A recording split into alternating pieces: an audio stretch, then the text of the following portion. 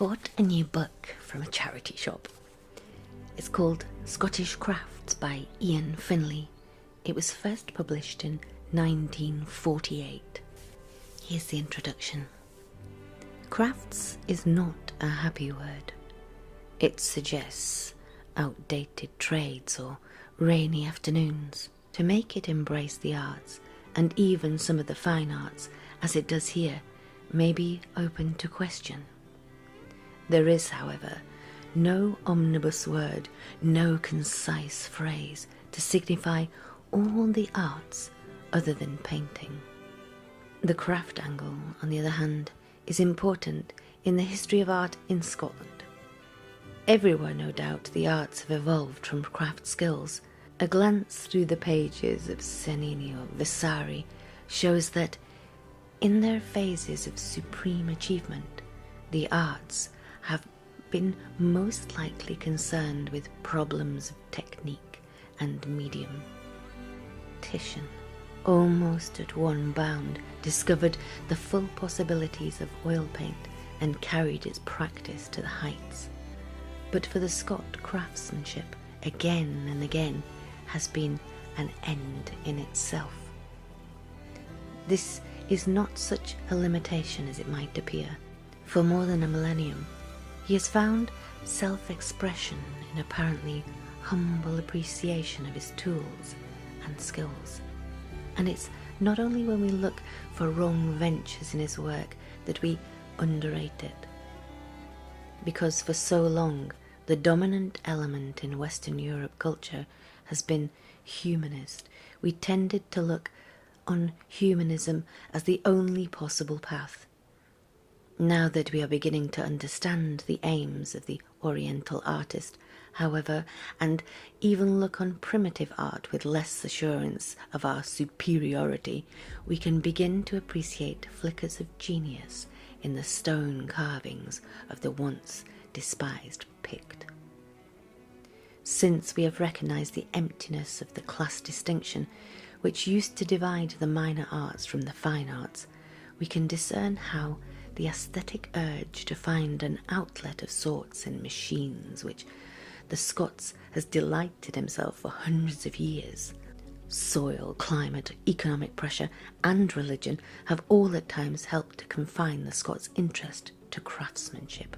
It is barely 2 centuries since Scotland began to achieve real productivity, either in agriculture or in industry. Well, it is written in the 40s. A long history of poverty and privatisation, aced as it... I can't read any more of this. It is just an introduction. What have I bought? Maybe I'm mistaken. It was natural in such a country that ornament should be functional and that beauty, when attained, should be largely unconscious. The supreme instance of this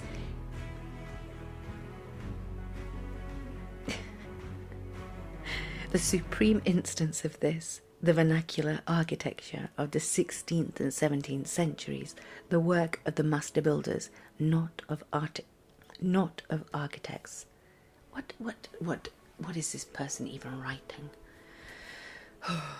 At this stage, the reader, being myself, may conclude that in 1 or 2 fields at least, the Scots made themselves craftsmen more skilled than any other European nation have produced.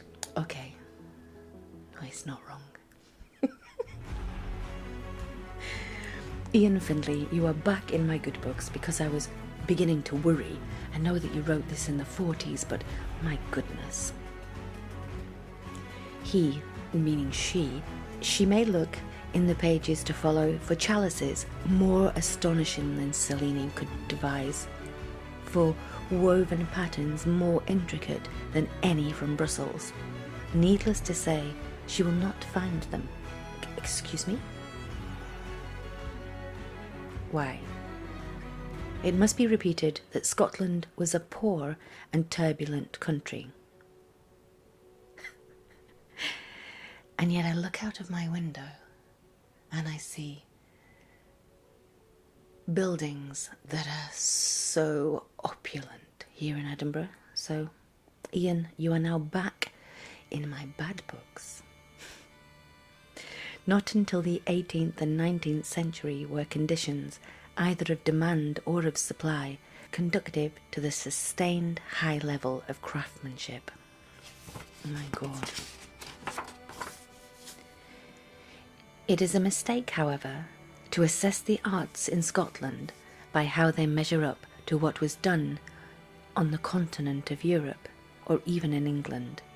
They can be assessed fairly only by constant reference to the conditions of soil, climate, economics and religion.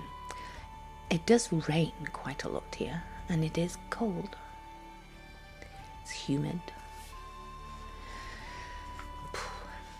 The purely imaginative phases then fall into the minor place proper to them, and a certain ruggedness and vigour and bluntness of statement stand out as native qualities of special significance.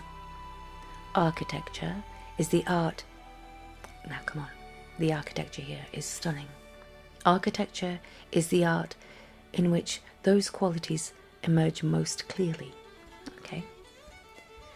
And here the eclecticism, which at once strikes the foreigner as a prominent feature of the vernacular, suddenly shows itself to be subsidiary, inessential, as borrowing of French or Scandinavian words was to the vernacular Scots speech. French turrets and corbels and Dutch dormers became part of the idiom of a style wholly of the soil of Scotland. A style basically, did they only look at, like, I don't know, one street? A style basically so different from other European styles that centuries after it did much to prompt Europe to build in a new way. I feel like this book is gaslighting. It on one hand compliments and on the other hand slaps Scotland in the face. It's quite rude. Metalworking is the other art in which these native qualities are prominent. In the section on silverware, it is suggested that Scottish teapots of the second quarter of the 18th century might have served as models for the Bauhaus, but the Bauhaus, with its immaculate functionalism, is always just one stage behind James Kerr of Edinburgh, who, as a true craftsman, could not suppress a brief, embossed or engraved expression of delight in the metal. When Edinburgh succumbed to European styles, this quality was lost, but it lingered on in the smaller boroughs until this outlet for their craft instincts was blocked by Act of Parliament in 1836. Craftsmanship is more than mere means to an end. The craft instinct is basic and powerful. It fulfills a need present in every healthy, mature community. No country in which it has been developed can be called artistically poor, even in the absence of creative work in the grand manner. It is important, therefore, that Scotland should appreciate that she has a considerable tradition to preserve and build upon. She. It is also important that she should realise how vitally the present disintegration of craftsmanship threatens her as a nation, and threatens her usefulness to the society of nations. In a big nation, native virtues may here and there survive disaster and serve as a rallying point for a revival. A small nation is easily engulfed. Travelling recently through the Don Valley, I was impressed by the bloom of well-kept dikes and well-biggered houses stubbornly maintaining local traditions in building. There was more than prosperity in this.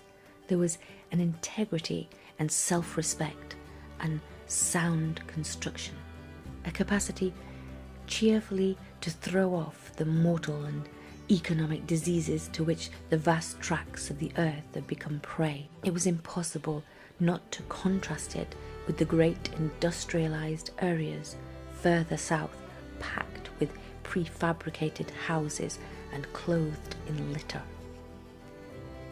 These last, considered narrowly, are symptoms of the passing of respect for craft traditions and integrity. Considered broadly, they imply the acceptance of materialism, defined by the assertion that man can live on bread alone. To discover that somewhere men still thought it worth their while to build their homes from hewn granite and make their roof beams of seasoned timber was a moving experience. It renewed a faltering belief. Nice.